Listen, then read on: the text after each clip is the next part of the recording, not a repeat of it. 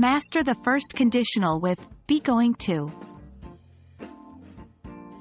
Hello, language learners. Today, we're diving deeper into the fascinating world of English grammar. We'll be focusing on first conditional sentences, specifically using be going to in the main clause. It might sound a bit complex now, but don't worry. By the end of this video, you'll be using this structure like a pro. Let's start by revisiting what the first conditional is. It's a structure we use to talk about real or possible situations in the future. Typically, it includes an if clause, condition, in the present simple and a main clause in the future simple.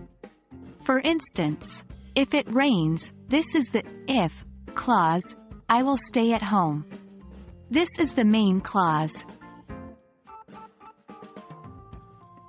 Now, what does be going to mean in English? It's a structure we use to talk about planned actions or to predict the near future based on present evidence. For example, I am going to read a book tonight. Planned action. Look at those dark clouds. It is going to rain. Prediction based on present evidence. The exciting part of our discussion today is combining the first conditional with the be going to structure. Here's how it works. In the main clause of a first conditional sentence, instead of will, we can use be going to express a future plan or a prediction. Here's an example. If I finish my work early, I am going to watch a movie. The condition is if I finish my work early, and the planned action in response to this condition is I am going to watch a movie. Here's another example. If it stays sunny, we are going to have a picnic. In this case, if it stays sunny is the condition, and the prediction based on this condition is we are going to have a picnic. Now that you understand the theory, let's practice.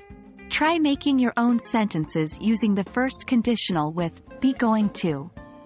Here's a template to help you get started.